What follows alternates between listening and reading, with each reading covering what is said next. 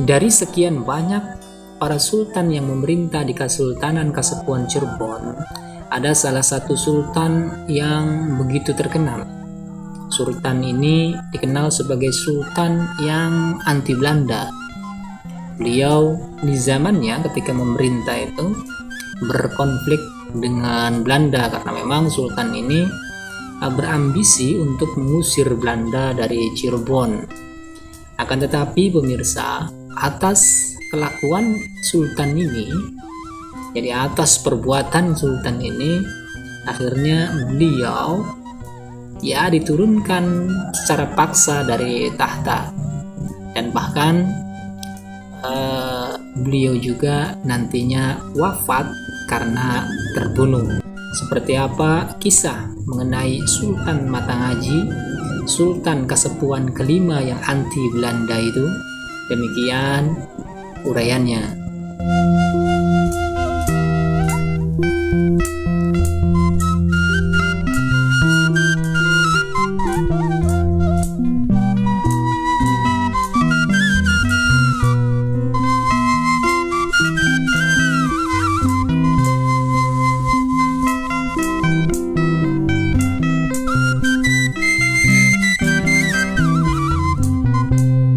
Sultan Matangaji ini pemirsa adalah salah satu sultan dari Kesultanan Kasepuhan Cirebon yang bertahta dari mulai tahun 1773 hingga tahun 1786 Masehi. Beliau merupakan sultan kelima dari Kesultanan Kasepuhan Cirebon. Sultan Matangaji ini pemirsa, nama aslinya itu Sofyuddin. Adapun Matangaji sendiri itu merupakan kependekan dari kata Matangaji, julukan gitu. Matangaji sendiri dalam bahasa Cirebon itu bermaksud terdiri daripada dua kata, yaitu matang dan ngaji. Jadi memang karena sultan ini dikisahkan sebagai sultan yang juga sebagai ulama atau pandai dalam ilmu agamanya, maka beliau ini dijuluki Sultan Matangaji. Selanjutnya pemirsa, Sultan Matangaji ini menurut naskah Carubkanda merupakan anak daripada Sultan Amir Sena Jainuddin. Jadi memang beliau ini merupakan anak daripada sultan sebelumnya, Sultan keempat. Dan Sultan Matangaji ini merupakan anak pertama dari Permaisuri, dan beliau itu merupakan anak pertama yang lahir dari Permaisuri, ya begitu. Jadi beliau Sultan Matangaji, kemudian beliau juga punya adik namanya itu Pangeran Arya Kidul, adik yang keduanya. Kemudian adik yang ketiganya itu Pangeran Surya Negara.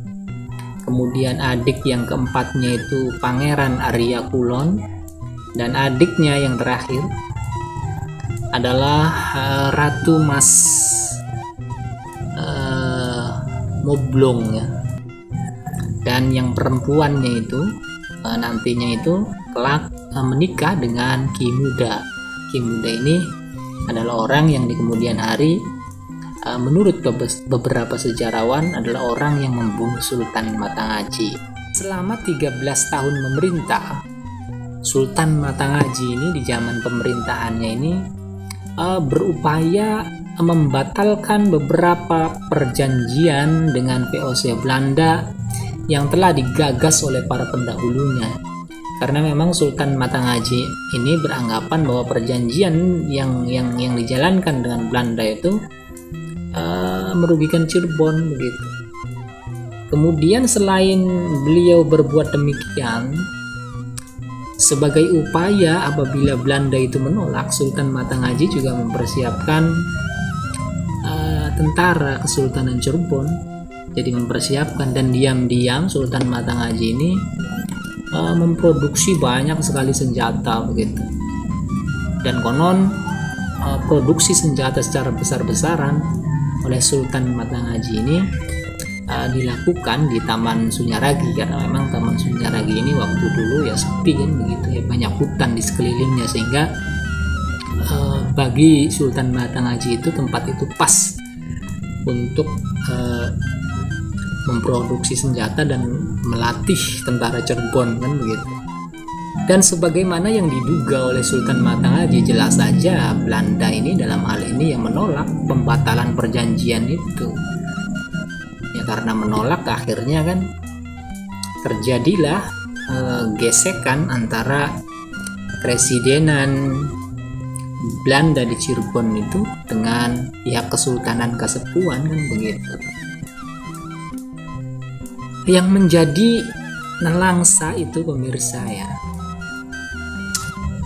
niat Sultan Matanghaji untuk menyerang Belanda ini, untuk menyerang residen Belanda ini, yang diwujudkan dalam pembuatan senjata besar-besaran ini ternyata dibocorkan oleh salah satu anggota keluarga keraton. Jadi dibocorkan kepada Belanda begitu. Ya karena dibocorkan, maka akhirnya Sultan Matanghaji pun kan diburu Belanda. Dan pada waktu itu Sunyaragi ini, pemirsa, digempur oleh Belanda. Karena persenjataan Belanda ini lebih modern, dan kemudian serangan yang dilakukan oleh Belanda itu serangan dadakan, kan begitu. Sehingga para pengikut Sultan Matanghaji itu di Sunyaragi itu konon banyak yang mati begitu. Akan tetapi, pemirsa, pada waktu itu Sultan Matanghaji dan beberapa pengikutnya atau sebagian pengikutnya itu mampu meloloskan diri. Jadi Sultan Matanghaji ini meloloskan diri ke arah selatan Cirebon, tepatnya di Sumber. Memang Sultan Matanghaji melarikan ke Sumber ini karena memang daerah itu kan dahulu dan banyak hutan, kemudian memang kondisinya daerahnya itu kan pegunungan, sehingga menyulitkan pihak Belanda untuk menangkap Sultan Matanghaji. Dalam pelarian itu, Sultan Matanghaji ini bersama pengikutnya ini ya terus memupuk kekuatan dan melancarkan perang gerilya terhadap Belanda. Konon peperangan atau perang gerilya yang dipimpin oleh Sultan Matanghaji ini berlangsung berlarut-larut dan memakan banyak korban dari pihak Belanda, karena memang perang ini kan menyerang kepentingan Belanda. Ketika Belanda lengah, kemudian ketika Belanda siap, para pasukan Sultan Matanghaji ini kemudian kabur masuk ke hutan begitu, sehingga merepotkan Belanda. Meskipun demikian, pemirsa, Belanda rupanya tidak kalah pintarnya dengan Sultan Matanghaji. Jadi meskipun mereka itu kesulitan menangkap Sultan Matanghaji dan menumpas para pengikut Sultan Matanghaji, Belanda ini akhirnya menggunakan teknik. Ya, tidak ada lagi teknik Belanda itu, yang digunakan adalah teknik perundingan. Dalam hal ini Belanda meminta adik ipar daripada Sultan Matanghaji, yaitu Ki Muda namanya itu, untuk menjadi mediator begitu, agar Sultan Matanghaji ini mau diajak berunding.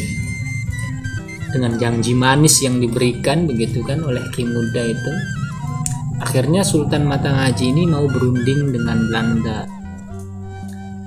Kira-kira pada tahun 1786 akhirnya perundingan tersebut itu digelar, dan perundingannya itu digelar di Masjid Agung Keraton Kasepuan Cirebon itu. Nah, dalam perundingan itu akhirnya Sultan Matanghaji ini, pemirsa, kemudian ditangkap oleh Belanda. Ini memang taktik Belanda ya, yang dimainkan Belanda ini memang taktiknya begitu-begitu saja kan begitu. Cuma karena dulu itu kan nggak ada media sosial, jadi taktik Belanda yang semacam itu kan yang nggak diketahui oleh raja-raja yang lain kan begitu. Tapi memang begitulah taktik Belanda. Jadi pertama mengajak berdialog begitu, berunding, tetapi pada akhirnya Sultan Matanghaji ditangkap. Setelah Sultan Matanghaji ditangkap ini, karena Belanda itu merasa khawatir kan, kalau Sultan Matanghaji ini berontak lagi karena memang banyak pengikutnya. Maka Belanda pun merencanakan pembunuhan pada sultan itu. Dan ketika sultan itu sedang berada di keraton dalam tahanan istana itu, beliau akhirnya dibunuh oleh sultan oleh Ki Muda itu. Jadi konon beliau itu dibunuh dengan menggunakan kerisnya sendiri. Artinya Ki Muda itu mencuri keris kepunyaan Sultan Matangaji, kemudian menusukkan kepada Sultan Matangaji sehingga nantinya Sultan Matangaji itu wafat. Peristiwa penusukan itu terjadi di pintu ukir ya, di pintu ukir Kesultanan Kasepuhan itu. Dan setelah peristiwa itu Sultan Matangaji pun akhirnya wafat. Dan setelah wafat ini pemirsa, nantinya yang menjadi Sultan Kasepuhan selanjutnya itu adalah Ki Muda, jadi adik ipar daripada Sultan Matangaji sendiri. Nah, karena yang diangkat ini Ki Muda, orang yang dianggap tidak berhak atas tahta, nantinya adik-adik daripada Sultan Matangaji juga nantinya memberontak. Dan salah satu adik Sultan Matangaji yang memberontak itu dikenal dalam sejarah itu, salah satunya itu adalah Pangeran Suryanegara. Jadi demikian saja pemirsa mengenai kisah Sultan Matangaji, Sultan Kasepuhan kelima yang dikenal anti Belanda.